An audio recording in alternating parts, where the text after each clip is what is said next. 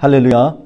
이번 고난주간을 맞이하여 첫 번째 날 우리 누가복음 23장 32절에서 34절 말씀으로 용서의 말씀에 관하여 말씀을 나누려고 합니다. 먼저 성경 봉독을 하겠습니다. 또 다른 두 행악자도 사형을 받게 되어 예수와 함께 끌려가니라. 해골이라 하는 곳에 이르러 거기서 예수님을 십자가에 못 박고 두 행악자도 그렇게 하니 하나는 우편에 하나는 좌편에 있더라. 이에 예수께서 가라사대 아버지여 저희를 사하여 주옵소서 자기의 하는 것을 알지 못함이니이다 하시더라.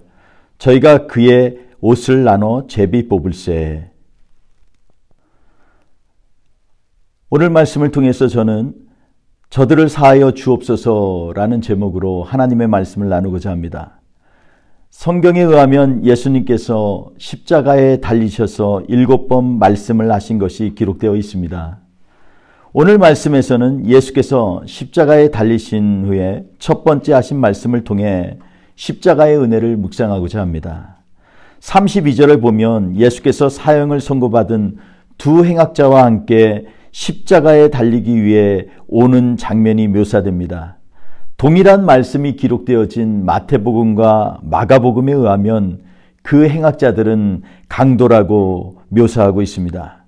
그리고 예수님은 이사야서 53장 12절에 기록된 것과 같이 범죄자와 동일한 취급을 받으셨습니다. 예수님은 흉악범처럼 사형 선고를 받았고 강도들과 함께 끌려가서 그들과 함께 십자가에 못 박혀 달리었습니다. 그리고서 예수께서 십자가에서 말씀하신 첫 번째 말씀이 본문에 기록된 아버지여 저들을 사하여 주옵소서 자기들이 하는 것을 알지 못함이니이다 입니다. 오늘 십자가 위에서 하신 첫 번째 말씀에서 우리는 적어도 3가지 질문을 가져야만 합니다. 첫째로 저들을 사하여 주옵소서 할 때 사하여 달라는 의미는 무엇인가 하는 것입니다. 사실 이 말씀은 상황적으로 납득하기 어려운 말씀입니다. 겟세마네 동산에서 붙잡히신 예수님은 대제사장 안나스와 가야바에 의해 또 그의 무리들과 함께 밤새도록 신문을 받으셨습니다. 이미 모든 종교적 기득권을 가진 사람들이 예수를 죽이기로 결정한 상태이지만 아무런 증거도 발견하지 못하자 가야바는 마가복음 14장 61절에서와 같이 내가 찬송받을 이의 아들이냐? 라고 직접 신문하였습니다. 그러자 예수께서는 내가 그니라 인자가 전능자의 우편에 앉은 것과 하늘구름을 타고 오는 것을 너희가 보리라 말씀하시므로 그들이 더 이상 지체하지 않고 예수를 신성모독죄로 사형에 처하기로 결의하였습니다.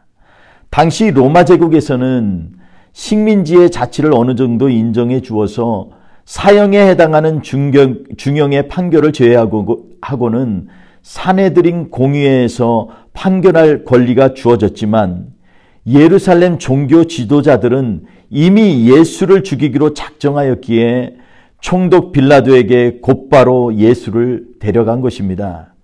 결국 갈릴리를 관할하는 헤롯 왕과 서로 판결을 미루는 과정에서 예수님은 헤롯에게 보내어졌다가 다시 빌라도 총독에게로 돌아와 극기하는 채찍형과 함께 십자가에 달리게 된 것입니다. 밤새 신문을 받았고 채찍질로 온몸에 피가 튀고 성한 데가 없이 찢겨진 몸으로 자신이 달릴 십자가를 몸소 짊어지시고 해골의 곳이라고 하는 골고다 언덕까지 올라가 십자가에 달리게 되신 것입니다.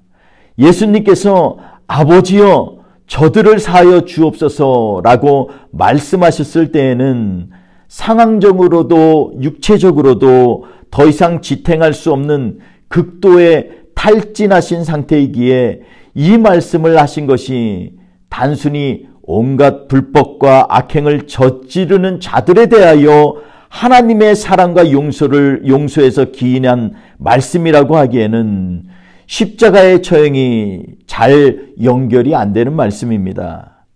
강남순 교수가 쓴 용서에 대하여라는 책에 의하면 용서에는 4가지 구성 요소가 포함되어야만 한다고 합니다. 용서는 사건에 대한 기억에서 시작이 되어야 하고, 이것이 가능하려면 복수심을 포기해야 하며, 이어서 가해자의 인간됨을 받아들이는 감정이입이 있어야 하고, 관계 회복에 대한 열망까지 나가야 한다고 말하고 있습니다. 만약 예수께서 억울하고 불공정한 십자가에 달리신 사건에 기초하여 용서를 하셨다면 용서의 구성 요소는 성립되지 않습니다. 왜냐하면 예수님의 십자가의 사건은 과거의 기억에서가 아니라 지금 말씀하고 계시는 십자가에 달려있는 현장이고, 예수님은 자신이 잡히실 때부터 이 사건이 복수의 차원이 아니라 하나님 아버지의 말씀의 성취요 회복의 사건으로 규정하셨기 때문입니다. 또한 원인 제공자에게 그 이유를 묻는 것이 아니라 무조건적이고 한없는 사랑으로 그 십자가에서 성취하시고자 이미 결정하셨던 것입니다.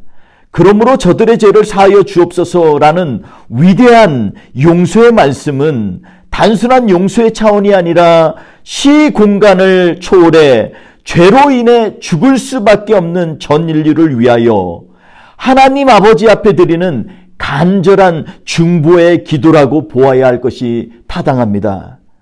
이 기도야말로 전 인류의 죄와 사망으로부터 운명을 바꾸는 결정적 사건이 되는 것입니다. 이 기도는 마치 하나님 앞에 인류의 온갖 악행과 죄악들을 자신의 피로 덮어 완전히 없애려 하는 강력하고 우주적인 제사의 막바지 선언문과도 같은 것입니다. 히브리서 13장 11절 12절에 의하면 죄를 대속하기 위하여는 짐승의 피는 대제사장이 성소에 가지고 들어가고 그 육체는 영문 밖에서 불사를 찌르리라, 이렇게 말씀하고 있습니다. 이와 마찬가지로 예수도 자기의 피로써 백성을 거룩하게 하려고 성문 밖에서 죽임을 당하셨다라는 것입니다. 그러므로 예수님의 죽음은 단순한 박해정신으로 행하신 것이 아니고 전 인류의 운명을 죄로 인한 죽음에서 영원한 생명으로 바꾸시는 놀라운 사건인 것입니다. 둘째로 저들을 사하여 주옵소서 할 때 저들이 누구냐는 것입니다. 저들에 해당하는 그들은 아마도 예수님께 사형을 선고한 본디오 빌라도 총독과 채찍질하고 유대인의 왕이라고 조롱하며 가시면류관을 씌우고 침뱉고 채찍질한 후 십자가로 끌고 가 못 박은 로마 군사들과 그리고 바리새인과 서기관을 포함한 종교 지도자들 뿐만이 아니라 예수님을 십자가에 죽이는 일에 군중심리하여 동조하여 십자가에 못 박으소서 외쳤던 뭇 이스라엘 백성들도 그들일 것입니다.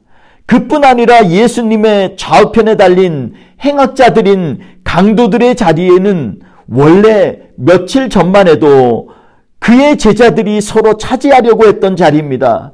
마태복음 20장 21절 이하에 보면 세베대의 아들들의 어머니가 예수께 나와 자신들의 아들들인 야고보와 요한이 주의 좌편에 또한 주의 우편에 앉기를 간청하는 장면이 나옵니다.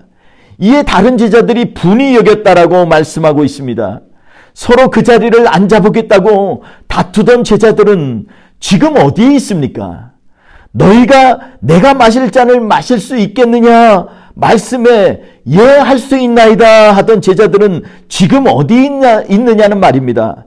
그러므로 예수님께서 말씀하신 저들은 예수를 따르던 제자들과 무리들도 포함된 것입니다. 셋째로 자기들이 하는 것을 알지 못함이니이다 라는 말씀의 뜻이 무엇인가 하는 것입니다. 성경은 그들이 그의 옷을 나눠 제비 뽑았다고 기록합니다. 그 당시 십자가에 달린 사형수의 속옷을 병정들이 나누는 것은 마치 자랑스러운 전리품처럼 여겨졌다고 합니다.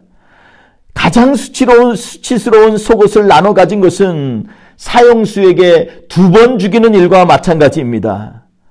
그런데 이런 일이 지금 사는 우리에게는 없을까요? 우리도 알게 모르게 예수님을 2번 죽이는 일은 없었는가 말입니다.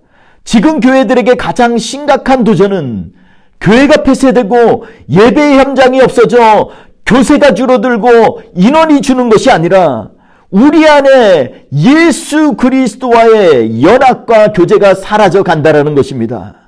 주님을 묵상하고 주님을 사랑하고 주님을 고백하는 그 연합과 교제가 우리 안에 사라지는 것은 가장 치명적인 그러한 현상이라고 볼 수가 있겠습니다. 우리의 인생에 있어서 예수님의 말씀과 삶의 영향력이 급속히 줄어드는 세대에 우리는 살고 있습니다. 우리가 실제 비대면 예배를 지속하느냐 아니냐 논하기 전에 다시 한번 우리는 그리스도의 제자인가 아닌가를 점검해 보아야만 합니다. 그 이유는 바로 세상은 우리를 통하여 예수님을 경험하고 만나기 때문입니다.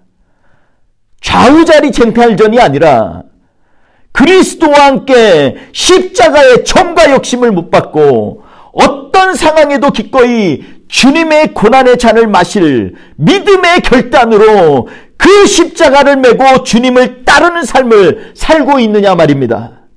이번 고난주간에 반드시 이것만은 기억하시기 바랍니다.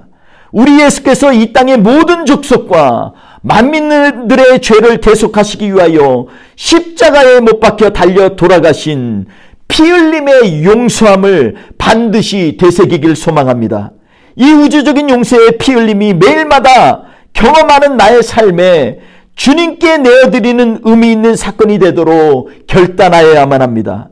단순히 용서받는 고난주간이 아니라 자기들이 아는 것을 알지 못함이니이다 라고 하시는 주님의 말씀에 찔림을 받고 도전을 받아서 주님의 말씀과 가르침이 민감하게 다가와 내 생활의 전 영역을 지배하고 있는지 되새기는 시간이 되도록 기도하여야만 합니다.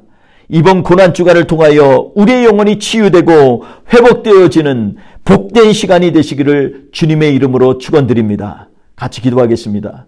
좋으신 하나님 아버지 감사합니다. 우리가 과연 주님께서 첫 번째 십자가에서 하신 말씀, 아버지여 저들을 사하여 주옵소서, 저들이 무슨 일을 하는지 알지 못함이니이다 라고 하신 말씀을 묵상하여 볼 때 하나님, 우리는 바로 그들에 속하여 있고 우리는 바로 주님을 따른다고 하면서도 여전히 자기의 욕심과 자랑과 욕망을 위하여 주님 앞에 나아가고 예배드리는 자는 아닙니까?